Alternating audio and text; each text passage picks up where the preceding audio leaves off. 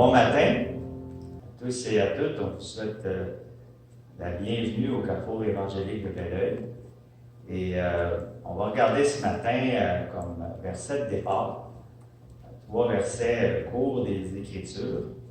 Alors, on va vous demander de tourner avec moi, ceux et celles qui sont à la maison ce matin. Alors, le premier verset qu'on va regarder, c'est dans Genèse. Genèse, le chapitre 18 et le verset 14. Genèse 18, le verset 14. On va vous laisser le temps de tourner avec moi. Dans Genèse 18, le verset 14, il est écrit « Y a-t-il rien qui soit étonnant de la part de l'Éternel? Au temps fixé, je reviendrai vers toi à cette même époque, et Sarah aura un fils. » Deuxième verset, frères et sœurs, tournez avec moi dans Jean 5, au verset 20. Jean 5, le verset 20.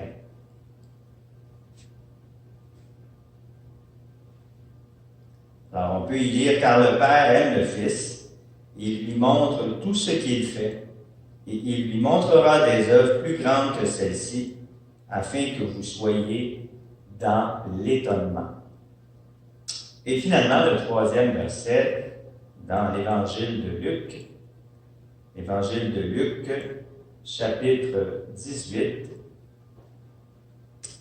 et le verset 27. Donc, Luc 18, le verset 27. Il est écrit, Jésus répondit, « Ce qui est impossible aux hommes est possible à Dieu. » Amen. Prions quelques instants. Père éternel, nous sommes assemblés ce matin par ton esprit, dans ce lieu ou ailleurs, pour que tu nous instruises en utilisant ta parole, Seigneur.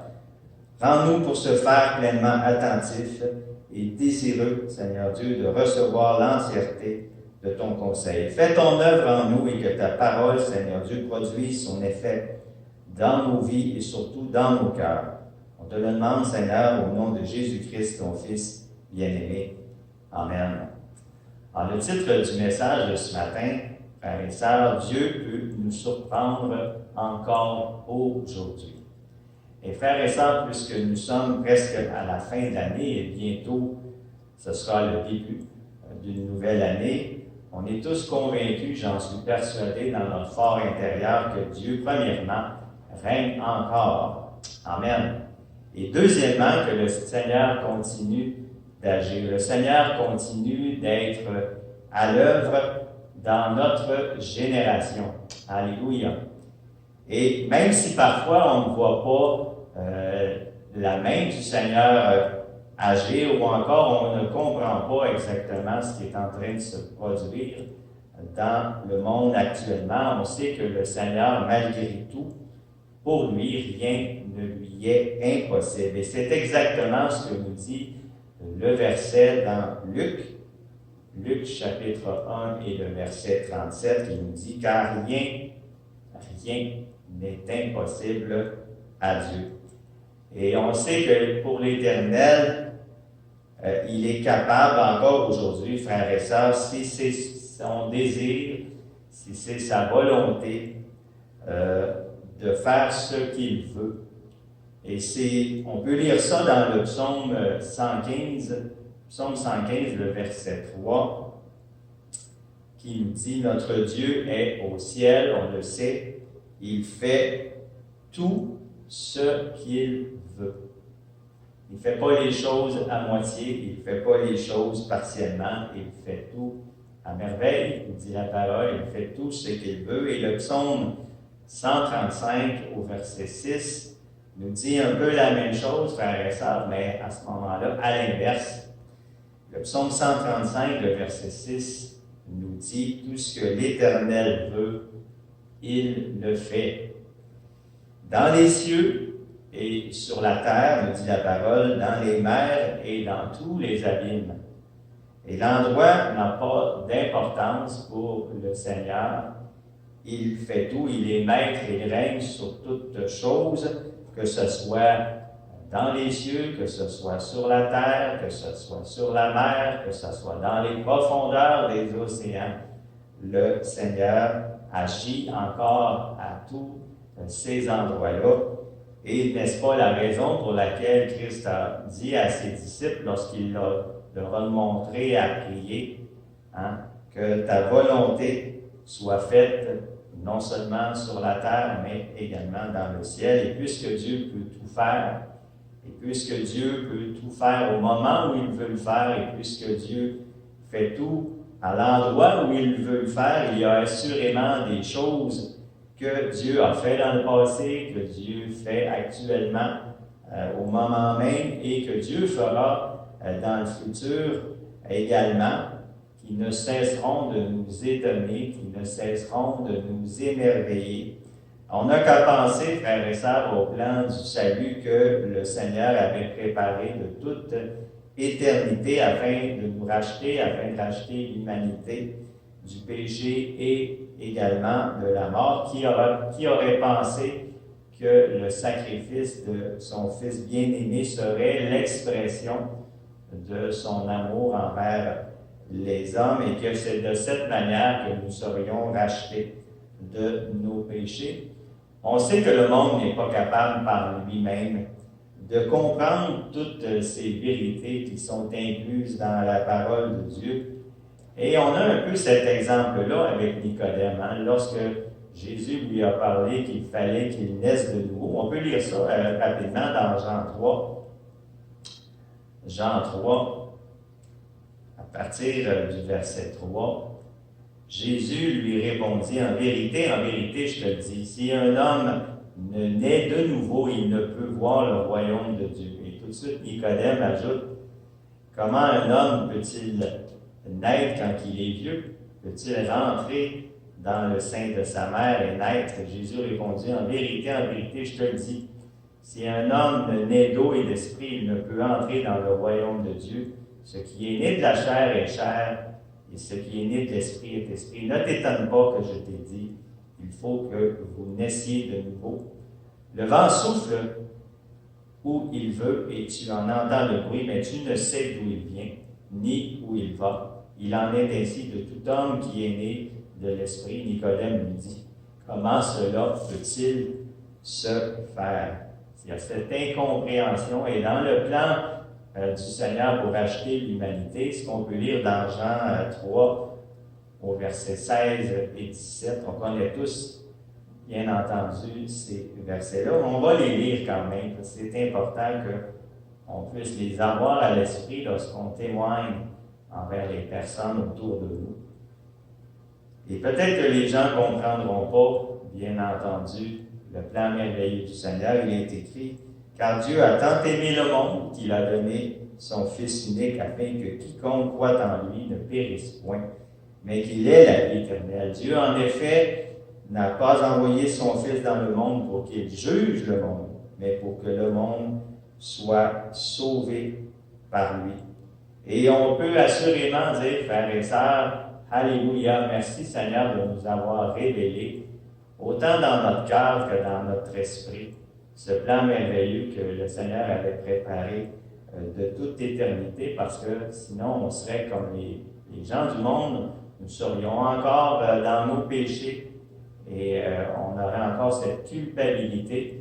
La parole nous dit qu'il n'y a plus aucune condamnation pour ceux et celles qui sont en Jésus-Christ. Alors merci Seigneur. Et on peut lire justement ceux et celles qui demeurent, cette division qu'il y a entre ceux qui croient et ceux qui ne croient pas. Regardons dans 1 Corinthiens. 1 Corinthiens, au chapitre 1 et au verset 18. 1 Corinthiens 1, 18, qui nous dit à ce sujet, car la prédication de la croix est une folie pour ceux qui périssent. Mais pour nous, qui sommes sauvés, elle est une puissance de Dieu. Hein? On voit cette division. Merci Seigneur de nous avoir révélé son plan parfait. Et le Seigneur peut nous surprendre encore aujourd'hui en utilisant qui il veut, en utilisant ce qu'il veut pour confondre la sagesse, pour confondre l'intelligence humaine. Il l'a fait dans le passé et on peut croire qu'il pourrait le faire également de nouveau dans les temps où nous sommes pour confondre ou même réduire au silence l'homme qui se croit sage. On a seulement à se rappeler ce qui s'est passé dans l'histoire de la tour de Babel, rapportée dans le livre de la Genèse.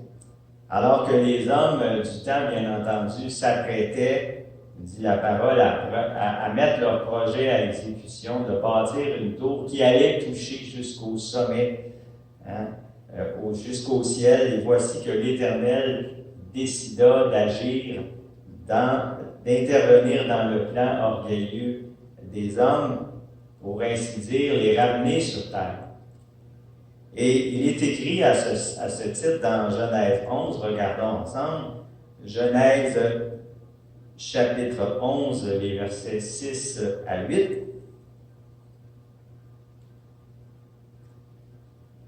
Il nous dit, l'Éternel dit, « Voici, ils forment un seul peuple, et ils ont tous un même langage, et cela, ce qu'ils ont entrepris. Maintenant, rien ne les empêcherait de faire tout ce qu'ils auraient projeté.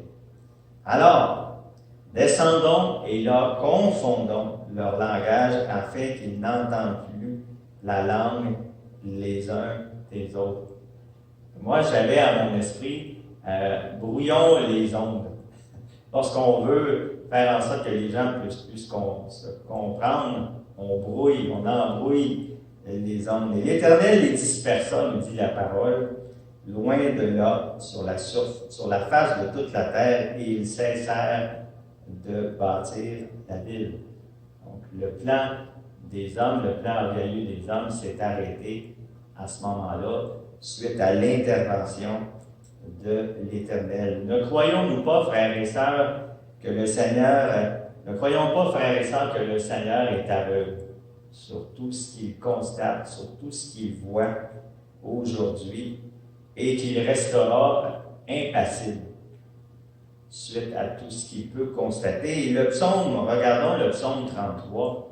Le psaume 33, à partir du verset 13, nous montre jusqu'à un certain point que rien n'échappe à l'attention, au regard du Seigneur sur les activités des hommes sur la terre. Donc le psaume 33, à partir du verset 13, il dit « L'Éternel regarde du haut des cieux, il voit tous les fils de l'homme. Du lieu de sa demeure, il observe tous les habitants de la terre.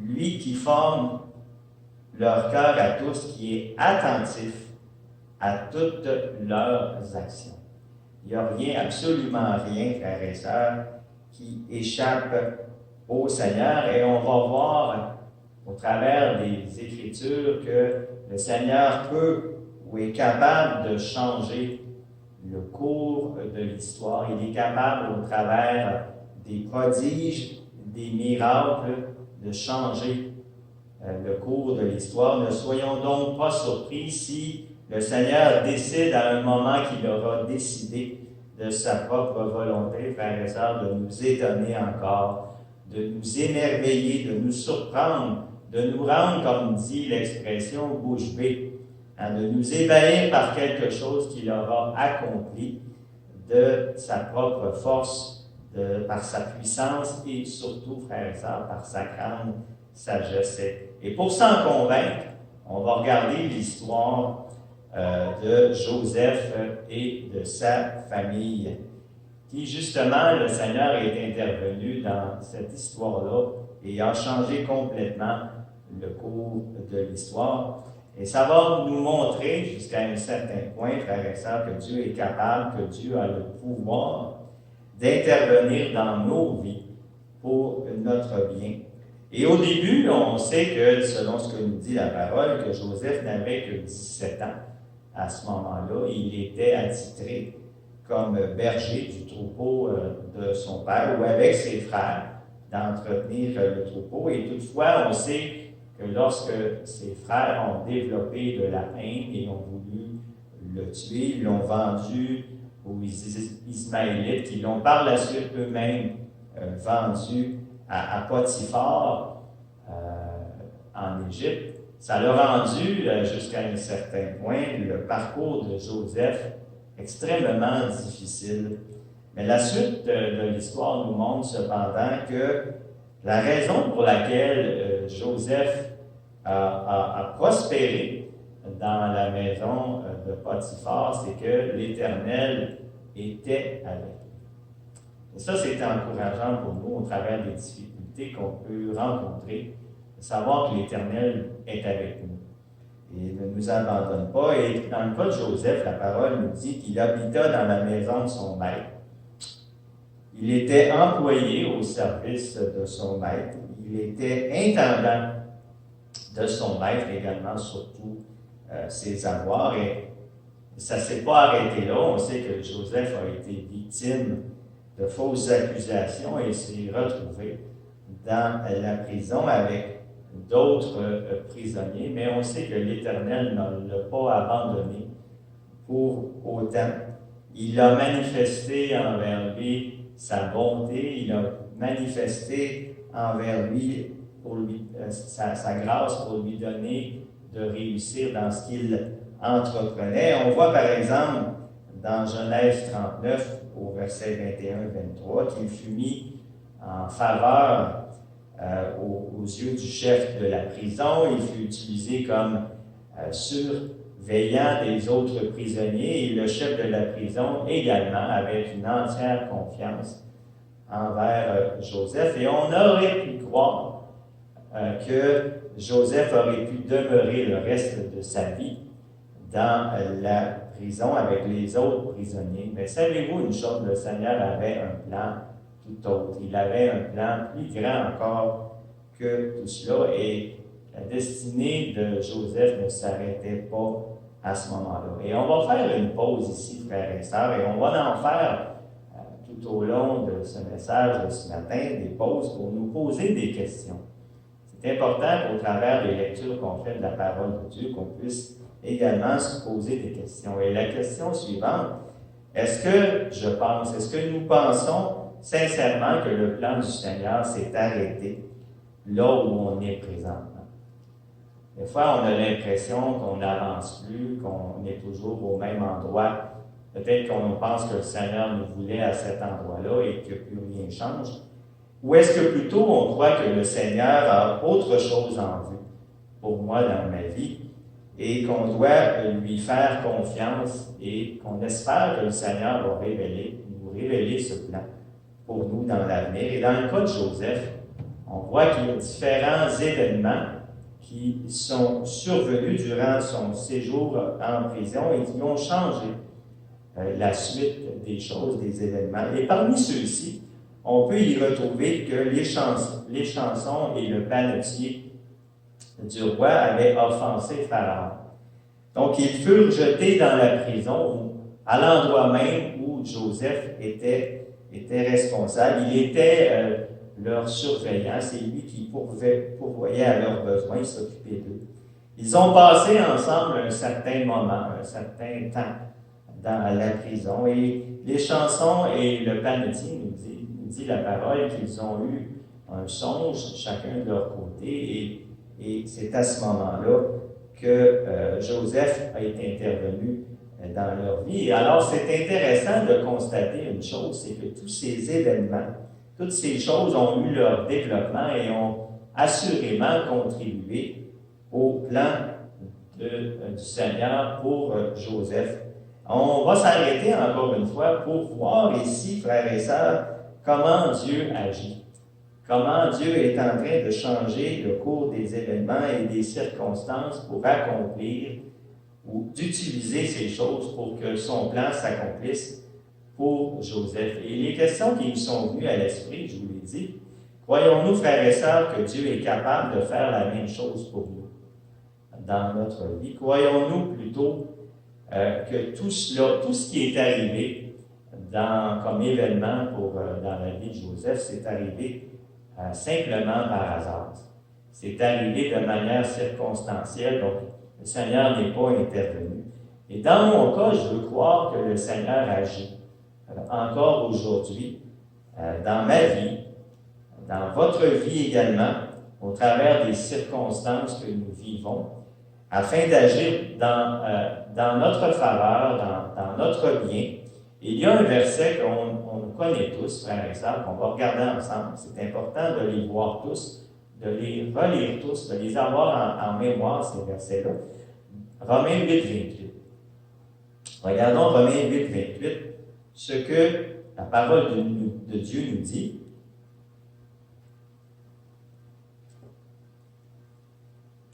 Romains 8, 28 nous dit ceci. Nous savons du reste que toute chose concourt au bien de ceux qui aiment Dieu, de ceux qui sont appelés selon son dessein. Donc, que ce soit des bonnes ou que ce soit des mauvaises choses, frères et sœurs, le Seigneur les utilise pour notre bien. Et c'est tellement agréable de voir que le comportement, l'attitude de Joseph au travers de toutes ces choses-là, il avait toujours confiance au Seigneur et il n'hésite pas au travers de cette demande qu'il avait reçue justement au travers des songes que autant le panetier et les chansons du roi avaient eu. Il leur dit dans Genèse 40 au verset 8, n'est-ce pas à Dieu qu'appartiennent les explications? Racontez-moi votre songe. Et on peut se demander, frères et sœurs, si on aurait eu toujours cette confiance dans le Seigneur. Aurions-nous eu peur de nous tromper?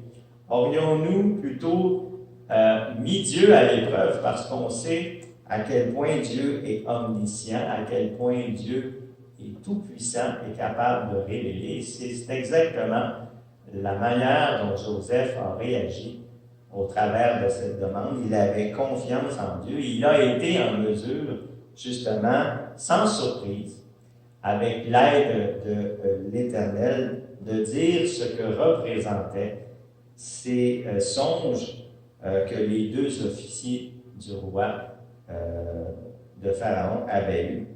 Mais on sait que par la suite, lorsque Joseph eut donné cette explication à les chansons du roi, il lui avait demandé de se souvenir de lui lorsqu'il sortirait de la prison et se présenterait devant Pharaon, de se souvenir de lui. Mais la parole nous dit, dans Genèse 40, au verset 23, « Peine perdue, il ne pensa plus à Joseph et il l'oublia », nous dit la parole. Et on voit ici une chose importante, frères et sœurs, on doit se souvenir que dans les moments difficiles qu'on rencontre, que l'on vit, c'est à Dieu que nous pouvons le plus faire confiance. On sait que le Seigneur ne nous oubliera pas. Et dans le cas de Joseph, les chansons du roi avaient complètement oublié lorsqu'il se présenta devant Pharaon de ce que Joseph avait fait pour lui. Donc c'est au Seigneur qu'on peut se confier le mieux et c'est lui qui va répondre à nos besoins. Mais ce n'est qu'au bout de 2 ans plus tard, nous dit la parole, que Pharaon avait eu ce songe qu'on peut lire dans Genèse 41, que Joseph fut appelé par Pharaon pour expliquer ce songe-là. Tout d'un coup, les chansons s'est rappelé que oui, Joseph avait expliqué son songe et qu'il était probablement en mesure de faire la même chose à Pharaon, de lui expliquer ce rêve, de l'interpréter. Alors, on s'arrête encore une autre fois, frères et sœurs, pour se poser des questions essentielles au travers de tout cela. Est-ce qu'on aurait continué de croire que le Seigneur est maître de nos vies si ça fait déjà, dans le cas de Joseph, 2 ans qu'il était demeuré dans la prison? Et aurions-nous plutôt pensé qu'il nous avait abandonnés plutôt à notre sort? Et quand ça fait un certain temps qu'on demeure dans l'état où on est, par exemple, lorsqu'on est malade, ça fait longtemps qu'on demeure dans cette situation-là. Lorsqu'on souffre pendant longtemps, lorsqu'on est sans emploi, lorsqu'on est dans une situation de solitude ou toute autre situation qui fait en sorte que cette situation-là dans notre vie perdure, est-ce qu'on a totalement perdu confiance que le Seigneur n'est plus maître de la situation? Et pour nous aider, par exemple, dans toutes ces situations-là difficiles, qui nous amène souvent à nous décourager. C'est important de regarder au caractère du Seigneur, ce que nous dit la parole sur son caractère. Le premier verset qu'on peut regarder, c'est le psaume 94.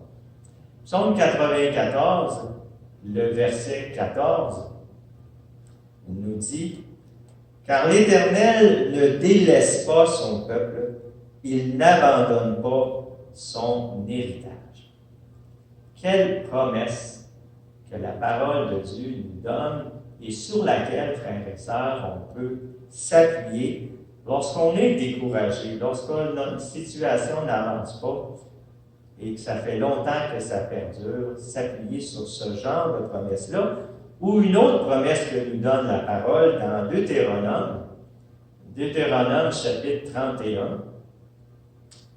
Deutéronome 31 et le verset 8,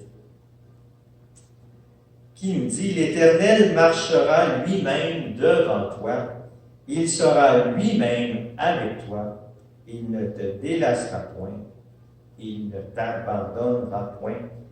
Donc ne crains point et ne t'effraie point. » Et on peut se poser la question, est-ce que Joseph était découragé de sa situation ça faisait 2 ans qu'il était dans la prison? Est-ce que Joseph semblait amer envers l'Éternel, que sa situation n'ait pas changé durant toute cette période?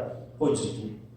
Lorsqu'il a été demandé par Pharaon de lui expliquer ce rêve au chapitre 41 et au verset 16 de la Genèse, il dit « Ce n'est pas moi, Pharaon, qui va être capable de t'expliquer ce songe, c'est Dieu qui donnera une réponse favorable à Pharaon. » On ne va pas essayer de s'énorgueillir pour dire « Oui, je vais être capable seul maintenant de te dire le contenu de ton rêve. » Pas du tout. Il a mis toute sa confiance dans le Seigneur pour lui donner encore une fois cette explication au songe que Pharaon a vécu. Et je crois que c'est un peu l'événement marquant qui a amené Joseph au poste de gouverneur de tout l'Égypte. Il était à ce moment-là, je crois, second de Pharaon sur tout l'Égypte. Et donc, ça démontre à quel point Joseph avait cette confiance absolue envers l'Éternel. Et par la suite, c'est par la suite que le plan de Dieu pour Joseph et pour sa famille s'est exécuté, frères et sœurs, à la perfection. Et ça, autant à travers de bonnes choses que de mauvaises choses. Et quand je parle de bonnes choses, c'est ces 7 années d'abondance en Égypte qui avaient eu lieu. Ça a permis de ramasser tout le nécessaire pour les temps plus difficiles qui étaient à venir. Et également ces 7 années de famine dans tous les pays, nous dit la parole, incluant l'Égypte. Et c'est dans ces temps d'épreuve seulement que Joseph et les frères de Joseph, sa famille, ont fait en sorte qu'ils sont partis du lieu où il était pour se diriger en Égypte pour chercher la nourriture qu'ils avaient besoin. Donc, arrêtons-nous encore une fois, frères et sœurs, pour nous voir que Dieu peut utiliser autant les événements heureux que les événements malheureux pour nous faire grandir. Et croyons-nous que Dieu est à l'œuvre, frères et sœurs, seulement dans les bons moments? Ou croyons-nous que Dieu peut utiliser toutes les épreuves de nos vies pour nous faire grandir, pour faire croître notre foi? Et on voit que Joseph, également, lorsqu'il est devenu second de Pharaon, gouverneur de tout l'Égypte, qu'il a lui-même éprouvé ses frères au travers de tout cela. Et n'est-ce pas la façon dont Dieu se sert au travers des épreuves pour nous faire grandir dans nos vies? N'a-t-il pas mis Abraham à l'épreuve en utilisant son fils Isaac? N'a-t-il pas mis à l'épreuve Moïse devant Pharaon? N'a-t-il pas mis Josué à l'épreuve devant la muraille de Jéricho? N'a-t-il pas mis Gédéon à l'épreuve devant les Madianites? Et n'a-t-il pas mis David également à l'épreuve devant Goliath. Toutes ces épreuves, frères et sœurs, sont nécessaires. Toutes ces épreuves sont utiles pour éprouver notre foi dans le Seigneur. Et par exemple, il nous est dit, regardons dans Hébreux 11, le verset 17, où on nous parle de cette épreuve d'Abraham. Hébreux 11, 17 nous dit, « C'est par la foi qu'Abraham offrit Isaac. » À quel moment?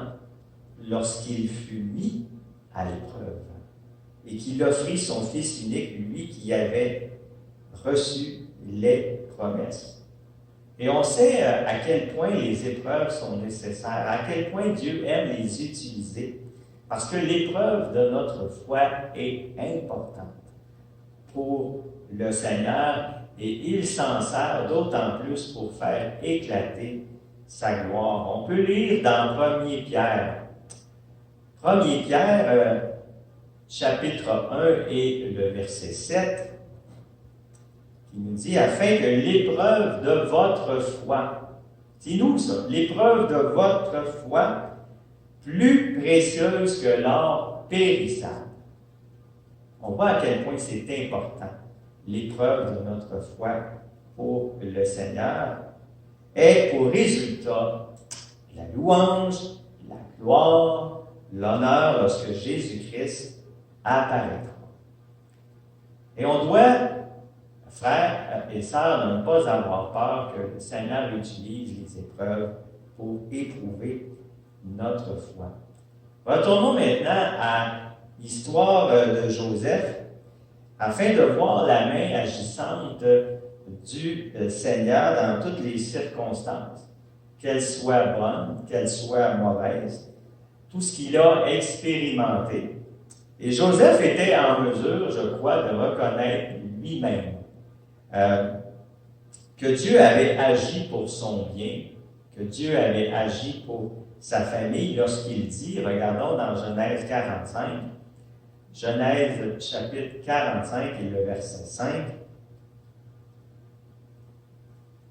Et je crois qu'ici, on va voir un genre d'image miroir. Vous allez comprendre pourquoi je dis cela. Il est écrit dans Genèse 45, le verset 5, « Maintenant, ne vous effrayez pas et ne soyez pas fâchés de m'avoir vendu pour être conduit ici. » Et peut-être que, au travers de tout ce qui s'était passé dans la vie de Joseph, il aurait été affligé dans son cœur, il aurait été fâché peut-être de tout ce qui lui était arrivé.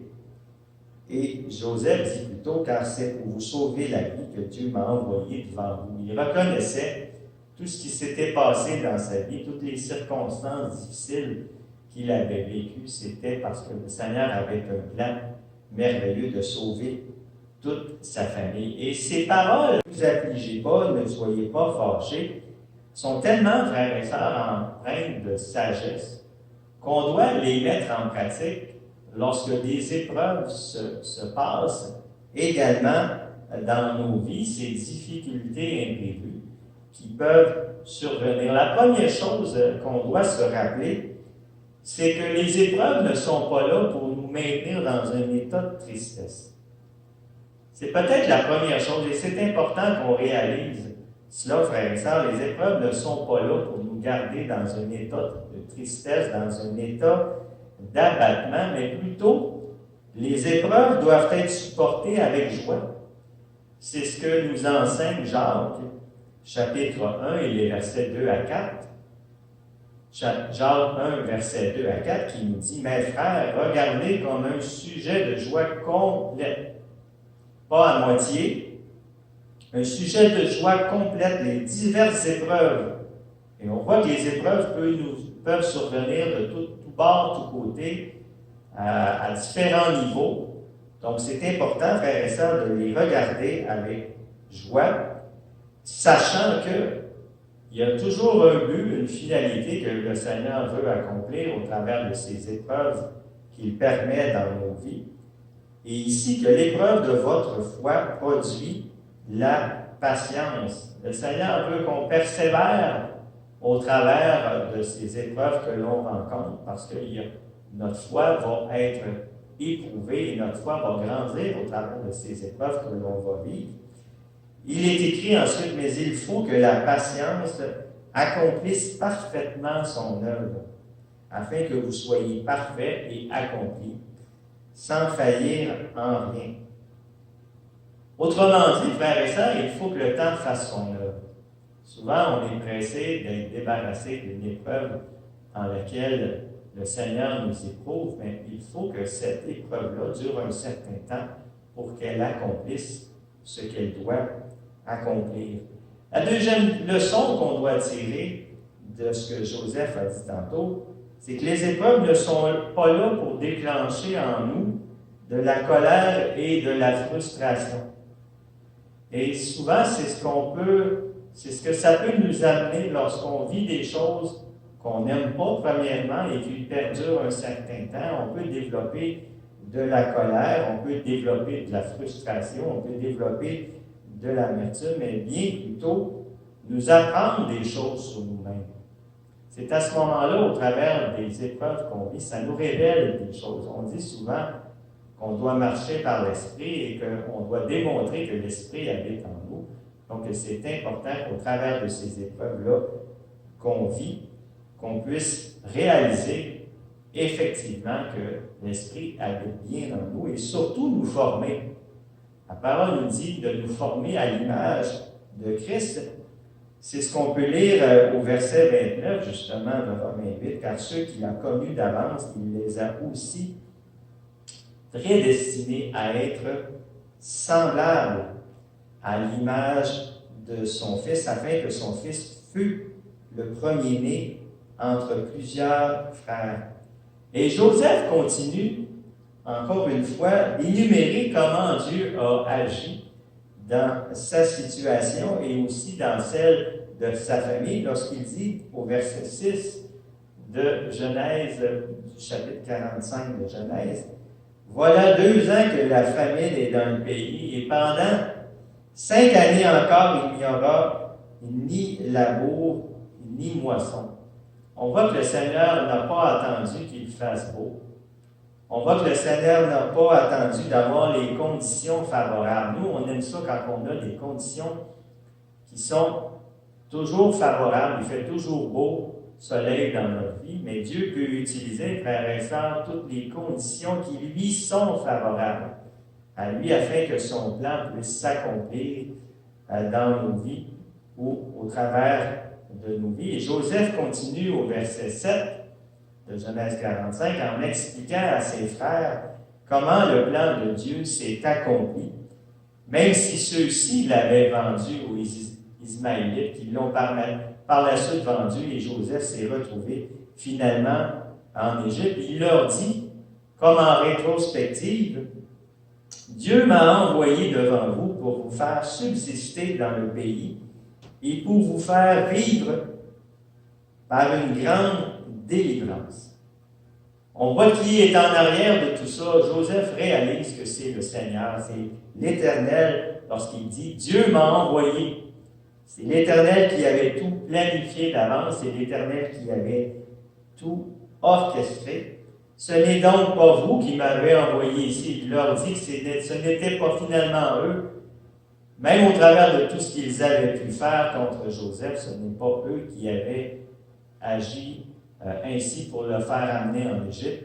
C'était selon le plan du Seigneur. Il dit, mais c'est Dieu. Encore une fois, il m'a établi père de Pharaon, maître de toute sa maison et gouverneur dans tout le pays d'Égypte.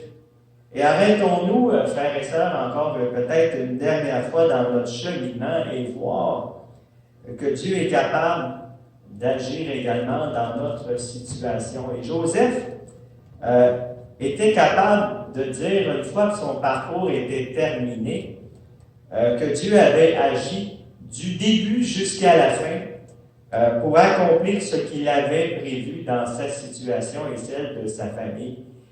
Et je peux dire également la même chose moi-même dans une situation que j'ai vécue dans ma vie, lorsque le Seigneur avait fait en sorte que je puisse assister au baptême de mon épouse. Et le Seigneur avait déjà tout orchestré pour faire en sorte que je sois touché dans mon cœur à ce moment-là et que par la suite, quelques temps après, j'accepte le Seigneur dans ma vie. Alors, on peut en déduire, frères et sœurs, qu'on doit faire confiance au Seigneur. On doit y faire confiance à partir du début. Dès le départ, afin de ne pas être inquiet, afin de ne pas être découragé, afin de ne pas être déçu, même si Dieu nous amène parfois dans des endroits où on n'aimerait pas, on ne veut pas aller. Le Seigneur a déjà tout prévu, il a déjà tout orchestré. Même si Joseph avait vécu des situations difficiles dans sa vie, le Seigneur avait déjà tout planifié et toutes les choses devaient s'accomplir selon son plan et pour le bien également de Joseph. Alors on peut voir ici que Dieu peut grandement nous surprendre dans cette histoire, dans la vie de Joseph, que le Seigneur était déjà en arrière de toute sa vie. Maintenant, on va voir un deuxième exemple où Dieu est capable de nous surprendre lorsqu'il a délivré le peuple d'Israël de la main puissante de Pharaon. Ça m'a fait penser un peu à ce moment-là, lorsque le Seigneur avait délivré, on peut voir ça dans Marc 5, Marc chapitre 5.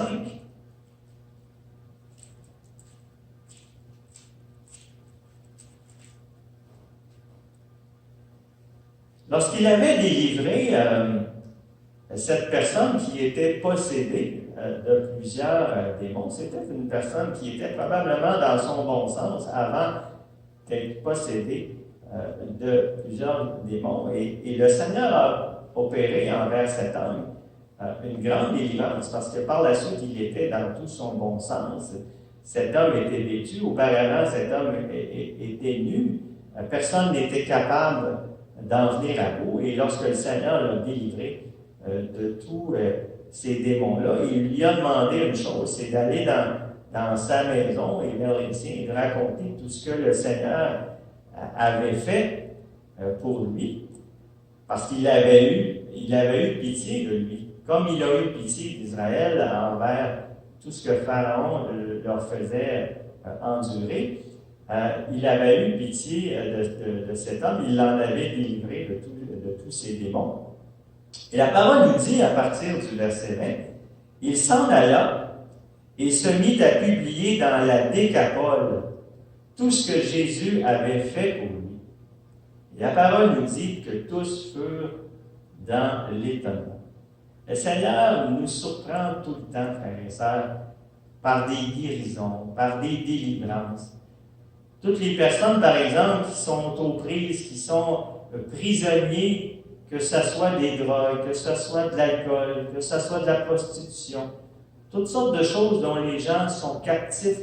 On sait que le Seigneur est venu pour délivrer les captifs, tous ceux et celles. Et lorsque le Seigneur opère une délivrance, il m'a délivré moi-même de l'alcool lorsque j'ai accepté le Seigneur dans ma vie. Le Seigneur est capable de nous étonner, de nous émerveiller par toutes sortes de choses, en particulier des délivrances. Et lorsqu'il l'a délivré, le peuple d'Israël de la main de Pharaon, on peut le lire ensemble dans Exode 14.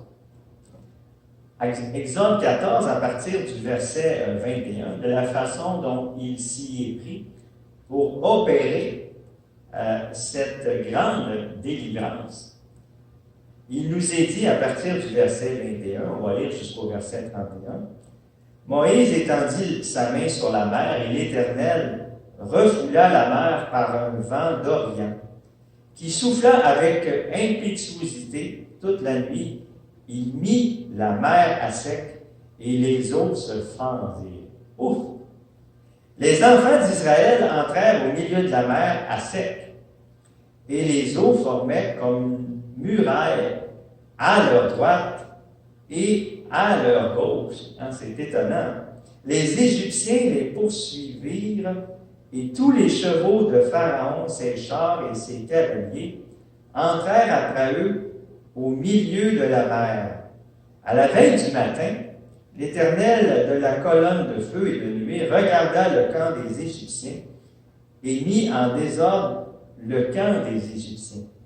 Il ôta les roues de leurs chars et en rendit leur marche difficile. Et on se demande comment est-ce que le Seigneur a pu opérer ce miracle, ce grand prodige. Les Égyptiens dirent alors, « Fuyons devant Israël, car l'Éternel combat pour lui contre les Égyptiens. » L'Éternel dit à Moïse, « Étends ta main sur la mer et les eaux reviendront, encore une fois, sur les Égyptiens, sur leurs chars et sur leurs cavaliers. » Moïse étendit sa main sur la mer, et vers le matin, la mer reprit son impétuosité à l'inverse. Et les Égyptiens s'enfuirent à son approche, mais l'Éternel précipita les Égyptiens au milieu de la mer. Les eaux revinrent et couvrirent les chars, les cavaliers et toute l'armée de Pharaon, qui était entrée dans la mer après les enfants d'Israël. Il n'en échappa pas un seul. Mais les enfants d'Israël marchèrent à sec au milieu de la mer, et les eaux formaient comme une muraille à leur droite, encore une fois, et à leur gauche. En ce jour, l'Éternel délivra Israël de la main des Égyptiens, et Israël vit sur le rivage de la mer les Égyptiens qui étaient morts. Israël vit la main puissante que l'Éternel avait dirigée contre les Égyptiens, et le peuple craignit l'Éternel, et il crut en l'Éternel et en Moïse, son serviteur.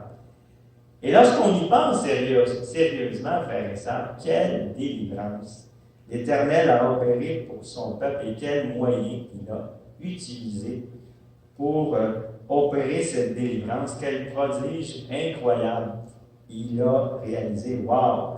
Et assurément que les Égyptiens ont été surpris. Eux qui croyaient avoir les Israélites dans les câbles, si on pourrait s'exprimer ainsi, à leur merci pour possiblement les exterminer une fois pour toutes, ou tout simplement les maltraiter encore. Et le peuple également d'Israël ont dû être étonnés de voir les prodiges que le Seigneur avait opérés. Pour eux, on peut s'imaginer de voir la tête qu'ils ont fait lorsqu'ils ont vu les eaux, comme une muraille de chaque côté. Et ça m'a fait penser un peu, lorsqu'on était plus jeune, on voyait des bandes dessinées, on voyait les yeux sortir des yeux, des orbites, parce que les gens en revenaient tout simplement pas de voir ce qu'ils avaient devant leurs yeux.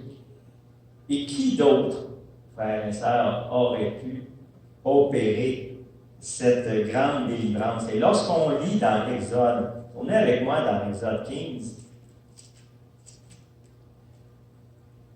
Exode 15 au verset 11, ce cantique de Moïse et d'Israël, mais le verset 11 nous dit, « Qui est comme toi? Qui est comme toi parmi les dieux éternels? Qui est comme toi magnifique en sainteté, digne de louange et opérant des prodiges? » Qui, à part le Seigneur, aurait pu réaliser, frères et sœurs, une chose pareille? Et d'un côté, les Égyptiens l'ont tout de suite reconnu en disant, « Fuyons devant Israël, car l'Éternel combat pour lui contre les Égyptiens. » Ils ont tout de suite reconnu qu'il n'y avait pas d'autre personne que l'Éternel qui aurait pu accomplir une chose pareille. Et d'un autre côté, les Israélites ont expérimenté la main puissante du Seigneur dans leur situation difficile, les prodiges que le Seigneur avait accomplis contre les Égyptiens. Et ça les a amenés tout de suite à croire au Seigneur, à croire en Moïse, à craindre le Seigneur également.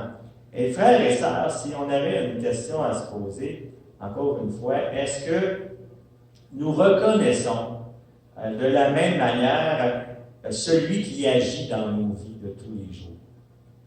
Est-ce qu'on reconnaît que c'est le Seigneur qui agit également dans nos vies, entre autres, face au combat que nous vivons, face à l'adversité, aux réponses que le Seigneur nous donne face aux prières que nous présentons devant lui. Également, celui qui aplanit nos sentiers, celui qui nous protège des dangers ou de nos ennemis, celui qui nous ouvre la voie, qui nous dirige par son Saint-Esprit, celui qui nous amène à bon port. Est-ce qu'on reconnaît, ça, que c'est l'Éternel, lui aussi, qui est en arrière de tout ça?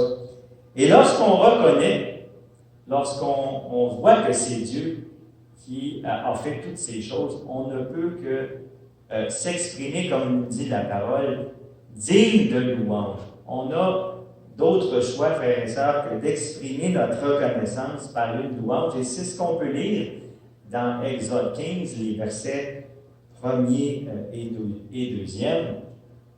Et on chante souvent ça dans l'Assemblée. Je chanterai à l'Éternel, car il a fait éclater sa gloire, il a précipité dans la mer le cheval et son cavalier. L'Éternel est ma force et le sujet de mes louanges. C'est lui qui m'a sauvé, il est mon Dieu. Je le célébrerai, il est le Dieu de mon Père, je l'exalterai. Et encore aujourd'hui, frères et sœurs, nous reconnaissons que c'est Dieu seul. C'est le Seigneur seulement dans sa grâce infinie qui a pourvu à notre salut en nous offrant son Fils unique comme sacrifice pour nos péchés. Il est le seul.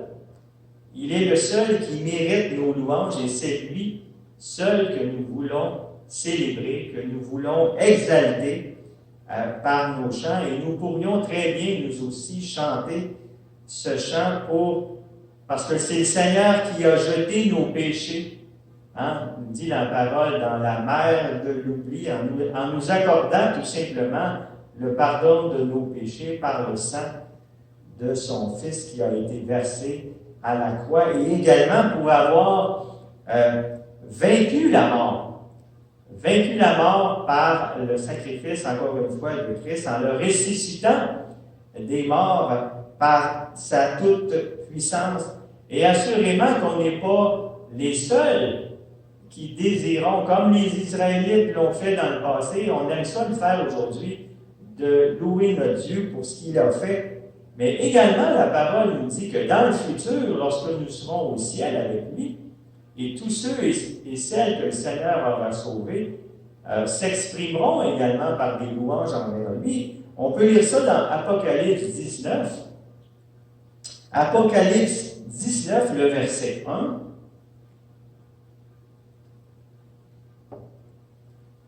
Et le Seigneur nous prépare d'une certaine manière à ce qui s'en vient lorsqu'on sera avec lui pour l'éternité dans les cieux. Apocalypse 19, le verset 1, il nous dit, « Après cela, j'entendis dans le ciel, quand nous serons tous avec notre Sauveur, notre Dieu dans le ciel, comme une voix forte d'une foule nombreuse. » Et on ne sera pas tout seul pour exprimer notre reconnaissance, pour exprimer notre joie envers le Seigneur. Alléluia, nous dit la parole, le salut, la gloire et la puissance sont à notre Dieu. Préparons-nous, frères et sœurs, pour ce jour glorieux où nous pourrons célébrer tous ensemble lorsque nous serons au ciel pour toutes les choses étonnantes, pour toutes les choses merveilleuses que le Seigneur aura accomplies dans nos vies et en particulier, frères et sœurs, pour notre salut. Alors, en conclusion, frères et sœurs, continuons de croire que Dieu est encore toujours capable, aujourd'hui même, de nous surprendre par des miracles, de nous surprendre par des prodiges, de nous surprendre par sa grande sagesse. Savez-vous pourquoi Dieu n'a pas changé? Nous dit la parole, il reste le même. Hébreux 13, 8. Regardons Hébreux 13, 8, qu'est-ce que ça nous dit? Hébreux 13, le verset 8. Nous dit, Jésus-Christ est le même hier, aujourd'hui et éternellement. Alors, si le Seigneur a agi envers Abraham et Sarah, comme on l'a vu dans le verset de départ n'est-il pas capable d'agir dans notre situation? Continuons, frères et sœurs, d'espérer contre toute attente. Même si des fois, on pense que le Seigneur nous a peut-être abandonnés dans notre situation, parce que, frères et sœurs, notre foi va être récompensée. Rappelons-nous comment ce que Abraham a agi selon la promesse qui lui avait été faite.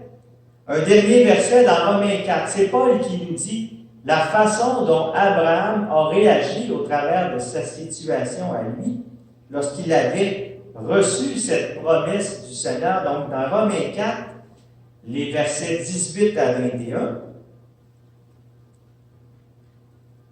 Romains 4, 18 à 21 nous dit « Espérant contre toute espérance, il crut, en sorte qu'il devint père d'un grand nombre de nations selon ce qui lui avait été dit, telle sera ta postérité. » Même s'il n'y avait plus aucun espoir apparent dans la situation d'Abraham, savez-vous une chose? Il avait la foi quand même. On continue. Et sans faiblir dans la foi, il ne considéra point que son corps était déjà usé, puisqu'il avait près de 100 ans et que Sarah n'était plus en état d'avoir d'enfant.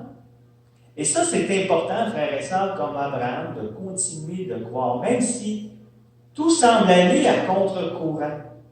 Et dans son cas, à Abraham, ça nous dit qu'il avait près de 100 ans et que son épouse n'était plus en mesure d'avoir d'enfants. Il a continué à croire que le Seigneur allait agir dans sa situation. Continuons. Il ne douta point par incrédulité au sujet de la promesse de Dieu, mais il fut fortifié par la foi, donnant gloire à Dieu et ayant la pleine conviction que ce qu'il promet, il peut aussi l'accomplir. C'est important, frères et sœurs, au travers de ce qu'on vit, de toujours être convaincu, pleinement convaincu que le Seigneur est capable d'agir dans notre situation. Et si c'est sa volonté, il va agir. Que ce soit pour nous délivrer, que ce soit pour nous faire vivre une épreuve quelconque, pour faire grandir notre foi, ces choses-là vont s'accomplir, vont se réaliser. Alors, frères et sœurs, Dieu peut grandement nous surprendre à chaque jour, à chaque instant de notre vie, comme il l'a fait dans le passé avec d'autres. Et si j'avais quelque chose à vous dire ce matin, laissons Dieu nous surprendre. Laissons Dieu agir encore aujourd'hui dans notre vie et peut-être même dans l'avenir, dans ce qui s'en vient, en croyant, frères et sœurs, que Dieu est toujours maître de la situation et qu'il peut intervenir au moment où il le jugera bon. Alléluia. Merci.